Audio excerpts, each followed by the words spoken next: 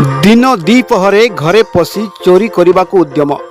चोरी करुवा बेले धरा पड़े चोर। चोर को धरी पुलिस जिम्मा देले घर लोके। एभली घटना देखा मिली बालेश्वर जिला सिमुलिया थाना मारकुणा अंचल। सूचना मुताबक मारकुणा रेल फाटक बणा स्कूल निकटरे थिबा सुदाम मिर्धार घरे पशि दिन द्विपहरे जड़े व्यक्ति साइकेल एवं एक पितल नोटा चोरी करी घर बाहर समय उक्त घर लोक देखि नहीं ताकू काबू करने सह निकटस्थ सिमुलिया थाना को खबर देते। खबर पाई सिमुलिया पुलिस घटनास्थल में पहुंची चोर को थाना रे अटक रखा सह अधिक तदंत करुवा बेले चोरी करी धरा पड़िथिबा व्यक्ति जनक घर वासुदेवपुर अंचल बोली जଣା पड़िछि।